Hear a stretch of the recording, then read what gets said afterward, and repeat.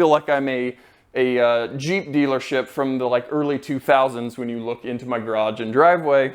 What's going on, guys, and welcome to today's video. And I thought we'd kind of do a little mini Jeep slash fleet update here because I don't really have anything that I can work on. I mean, I have a ton of stuff I can work on, but I kind of need to be in the shop. So we've got to kind of wait until the weekends when I can go into the shop and play with all of my broken Jeeps. But I thought we would kind of go through everything, get a little status update, because I've been doing quite a bit of work off camera on these things. And yeah, I like to try to show you guys everything, but a lot of this stuff is kind of redundant when you have three of the same vehicle. So like I said, I've been doing quite a bit of stuff off camera here, but we'll run through everything and kind of talk about it. Now, my Camaro ZL1 1LE and my Ram TRX are both shoved away at a storage unit. Yeah, I know, my coolest vehicles are shoved away, but if you guys haven't seen, or surely you hopefully have noticed me mention it, we are in process of building a new home. So we are in a 2-car garage house. Those vehicles are relatively nice. I don't really want them sitting outside, and we have kind of limited garage space.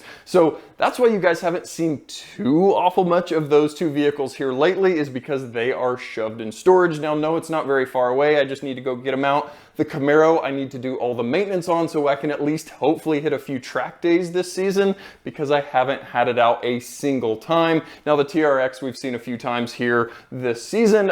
It's doing good. It's a TRX. Everything's fine with it. We just need to go out and play with it more. But I guess we will start with the Mini. I have been autocrossing it. I think I've only autocrossed one event because I've been busy on the other two events since then, but we've got our autocross wheels and tires up here, and I haven't done any of the cosmetic stuff that I've been wanting to do. All of this chrome, you can get the black replacements from Mini or aftermarket or whatever, and I've done absolutely none of that. We've got windows tinted, and she's been driving it. She's had a blast with this thing. She's loving the electric power. She previously had Priuses, and they aren't terribly quick. This thing is a rocket ship in comparison to those Priuses. So she's had fun driving, and then looking down at her speedometer and noticing she's driving a lot faster than she should be. Now, the OG Jeep here on the channel, Cheap Jeep, it has been pretty much left here in the garage, which, thank goodness, it's out of the sun for the first time in a hot minute. It just recently got those new 4-inch springs. I need to get new or bump stop extensions in the front and the rear because I am just ripping up my inner fenders every time we go off-roading.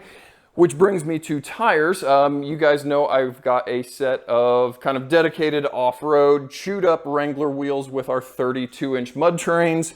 And then I recently got a fresh set of tires for my street wheels. I went to 65/70 R17, the Toyo Open Country AT3s. Now these things are like 5 pounds a tire lighter than the old Falcon Wild Peaks that I had, even in this taller size, which is pretty awesome. The sad thing is I have not even driven this a single time since I put the tires on. I had it on jack stands. I brought the tires with me to the shop in one of the other Jeeps, bolted them on, and it truly has not even made one rotation of these tires since I've put them on. But I'm fine with Cheap Jeep getting to spend a little rest and relaxation here in the garage, out of the sun, for the first time in a long time. Now, yes, I've got all of my cool engine parts over here in the cabinets everywhere that we eventually need to get thrown on this thing. If you guys didn't know, I've got 2008 4.7 camshafts. I've got a 03 and up intake. I've got GM Ecotech 12-hole fuel injectors. I've got a lot of cool stuff. I just badly need to find the time and motivation to tear this engine down, which is kind of the issue. I am really finding it hard to tear a perfectly good working engine apart when it doesn't really have any issues other than the fact the valve stem seals are leaking really bad. That's kind of the main motivation here, is the valve stem seals are leaking. So while I'm in there, I might as well do all of this other stuff and kind of make a little bit rowdier 4.7. And yeah, none of that's happened. All the parts are sitting over there, and some of the parts even got put on the silver 4.7 when I was getting that engine back together. So eventually we'll tear this apart. When will it happen? No idea ever, but sometime it'll happen, right? Maybe, probably. Now the 4.7 Force Hi-Ho Silver, whatever we are calling this thing, I have worked really darn hard on this poor Jeep. It has had everything wrong with it. You guys saw we did the engine. We had to throw a transmission in it because it was blown up. Now I recently wanted to make it look shinier, so I went to Harbor Freight and bought a 6-inch DA. Now I have never, ever done any paint work on a vehicle or paint refinishing, paint correction, because I've been terrified about scratching, scuffing, destroying paint. But I figured on a $500 blown up Jeep that I bought off the side of the road, that's a pretty good vehicle to learn how to do paint work on. Or paint correction, I guess. So I bought this 6-inch Bauer DA from Harbor Freight. It was like $69.99. I bought a couple of different foam pads, a medium coarseness and a fine coarseness, and some really kind of light compound, just some Meguiar's swirl remover, kind of really fine compound, because again, I was terrified of destroying paint. Now, you guys, of course, aren't going to be able to see, and it did just rain the other night, so it's kind of splotchy, but this thing was super scratchy. Just think about taking a box and sliding it off the hood 10 different ways. Just white scratches and scuffs absolutely everywhere. And again, you guys aren't going to be able to see this on camera, but man, even with my absolutely no skill, no expertise doing paint work refinishing, this thing looks killer. I am so excited to be able to do the same with the gray 04 and eventually cheap Jeep. Once I get it fine-tuned and perfected, I think I can make that thing look absolutely awesome, because this thing has been off-roaded very hard. We've got just tree stripes, tree pinstripes all over the paint. I mean, it is getting pretty bad at this point, but that's what it's there for. Now, I have been driving this 04 basically daily since it's been, the engine has been back together. We got the transmission in. We did a 2-inch lift like I do on all of these that I've been putting together. And this got my 31-inch tall Falcon Wild Peaks that were on the Burgundy Jeep. So I didn't want to buy brand new tires for a Jeep that was eventually going to be sold, so it got my still very nice Falcon Wild Peaks thrown on it. Cheap Jeep got its well-deserved fresh set, and this thing now is looking good. Windows got tinted on this thing, and yeah, it's been doing really well. One of the kind of final big things is a absolutely ridiculously loud noise from the rear. Now I kind of diagnosed it the other day, and it is the left axle shaft bearing. It is screaming loud.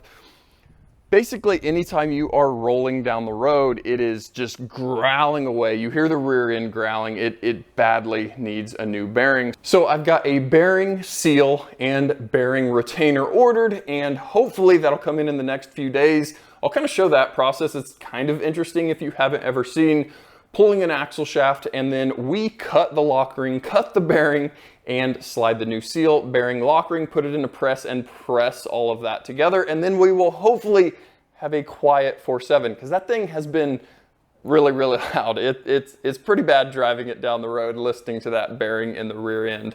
Now the 04 Laredo, you guys, the last time you saw it, we drug this thing home on a trailer, and that was the last of it. I have done, if you can't tell, a absolute ton of work on this thing. I've already changed all the fluids, changed the spark plugs, changed transmission fluid, filter, gasket, all of that. And I, again, threw my 2-inch lift that I throw on all of these things on, and found some Wrangler Rubicon takeoffs.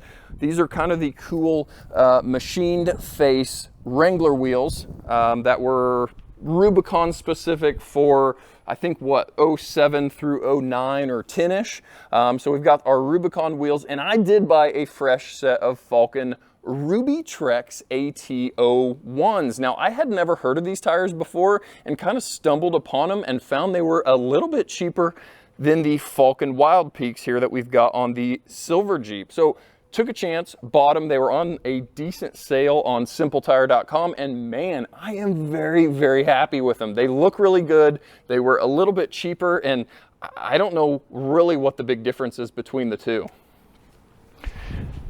Now, we had that little bit of damage on the front crash bar area, and that was the world's lightest damage I've ever seen. I basically was just able to get my hand under and pull that out. The metal just kind of folded back out super easy, and I found a 04 Laredo bumper cover at the salvage yard. Now, it is the wrong color. This is light khaki versus our dark slate gray, and that is absolutely killing me. I'm probably going to want to pull it, scuff it, and try to paint it similarly close to that dark slate gray because it's killing me here. So we do need to refinish the headlights, which I, for the first time, did on the 4.7. Now we're kind of in a shadow, but man, these things look nice and clear. They were probably even worse than the headlights over there on the Laredo. So now that I kind of know what I'm doing, I will maybe show you guys at least the process I did on the headlights, and then I'll be able to kind of show you guys my very no knowledge paint correction. Since I've at least done it once, kind of maybe know what I'm doing, we can do a little scratch repair, scuff repair, and buff on this thing eventually.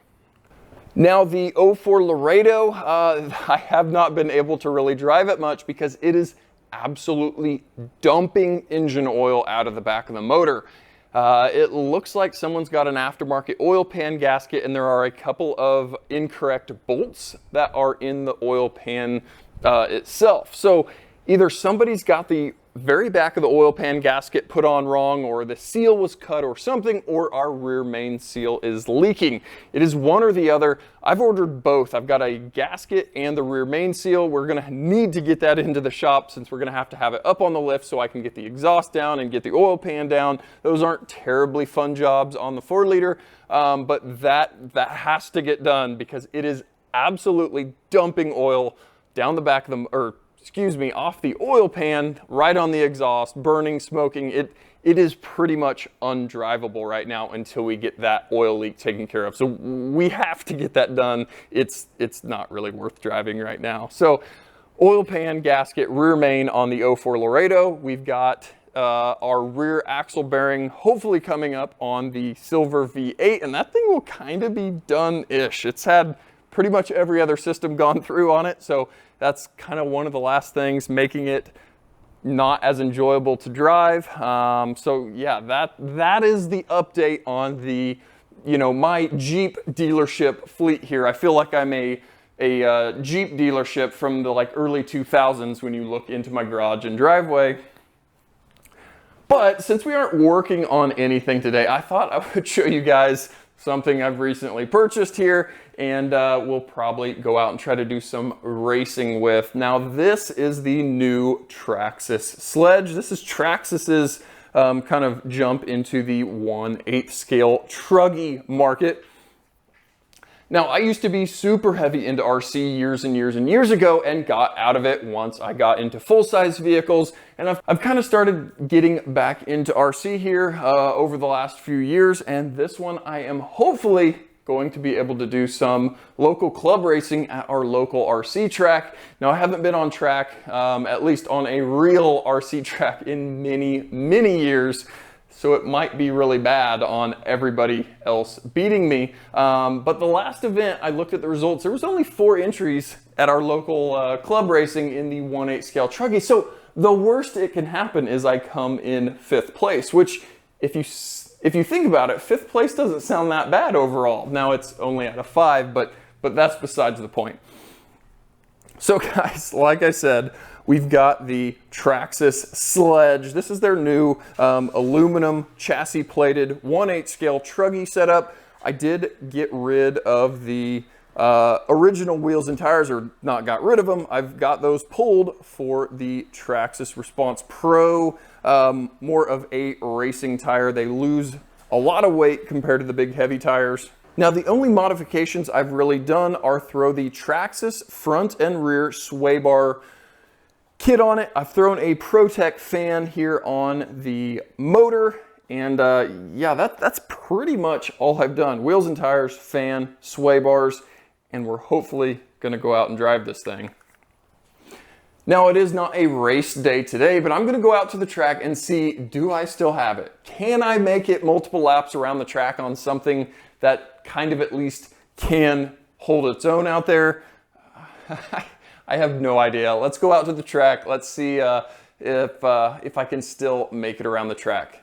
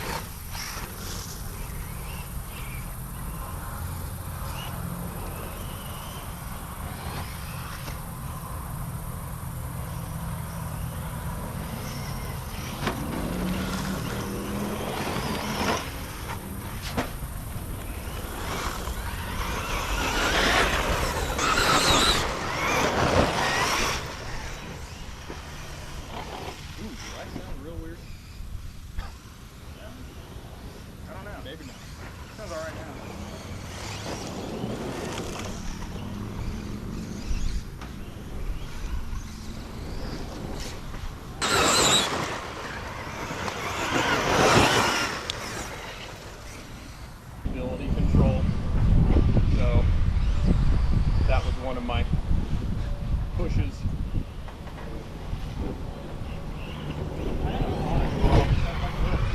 Yeah. Oh yeah, yep. That thing was awesome. Well guys, that was my first, few laps around this place. I've been out here one time previously, but didn't really make many laps. This is my first thing that can actually do halfway decent out here. Now, how did we hold up? We've got a tire off, and that's because when I changed batteries, I told myself in my head I was going to check the wheel nuts, and that never happened.